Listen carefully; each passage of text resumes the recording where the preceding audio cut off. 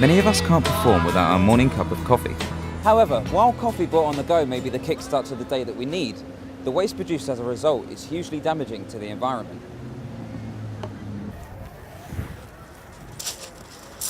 I've travelled to Brighton to meet Lee Gardner, who's going to tell me more about the dangers that these present. You've got the brown layer is a paper, which is easily recyclable. You've got the top, which is polystyrene. Now, polystyrene, there is so minimal amounts of plastic companies that actually recycle polystyrene. It's cheaper for manufacturers to make new polystyrene than it is to recycle it. It's because it's so lightweight, once it gets broken down, it then turns into this small amount. It's just not worth the companies doing it. So they just need to stop making polystyrene lids. The UK throws away 2.5 billion cups a year. At a meeting in Westminster on Monday, hosted by Liberal Democrat MP Norman Lamb, mental health charity MAC UK told MPs and members of the public that young people need more help to tackle problems. Pressure is on the government to tackle issues surrounding mental health.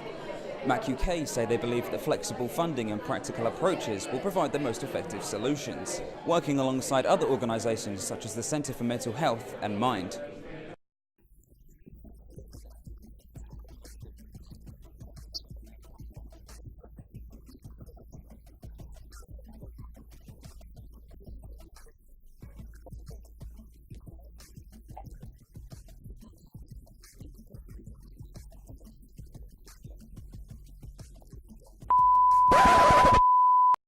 Budget Day.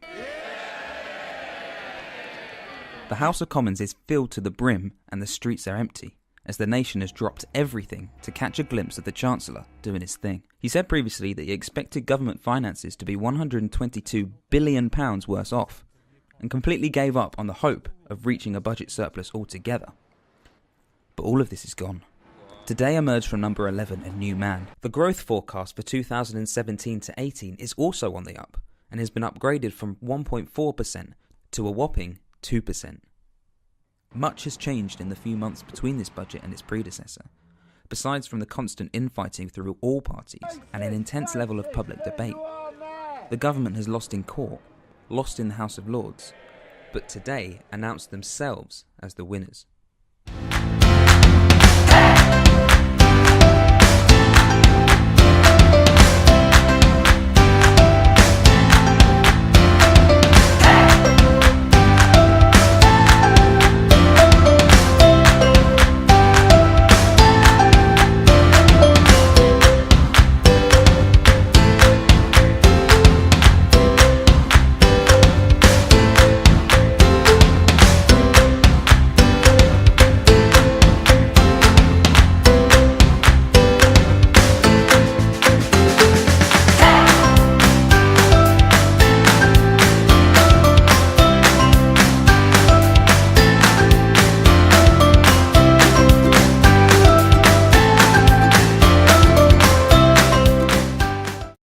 Food and ingredients costs are climbing. This was cited as one of the main reasons for Jamie Italian's struggle.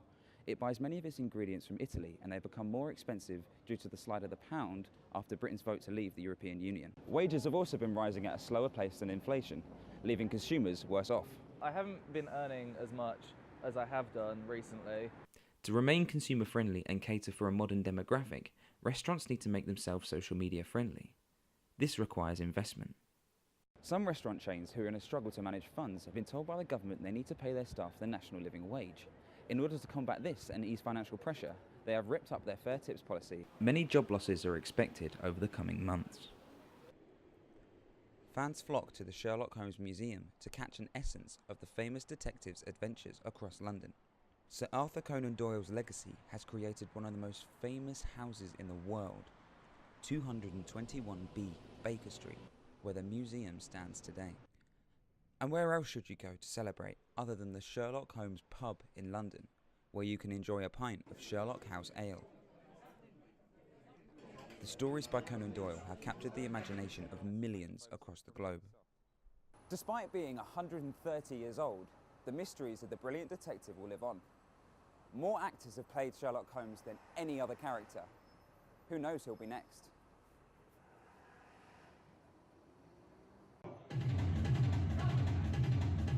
You got this. Nice. He wasn't even looking. Yesterday saw the final Prepare to Flare competition of the year at the world-famous Roadhouse in Covent Garden, London. Prepare to Flare is the only amateur flare competition in the world, giving newcomers the opportunity to grace the stage, show off their skills, and give it some attitude. So, we've got Prepare to Flare competition coming up on Sunday. It's one of those competitions which is really nice to see a new foundation of flare bartenders coming into the fray.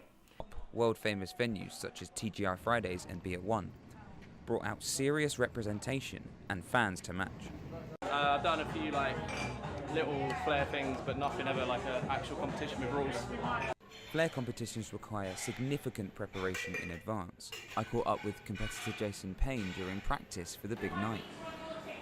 Spent a lot of time in here working on stuff that I couldn't do in the last competition in July. Second one, I have improved, but there's a lot more people.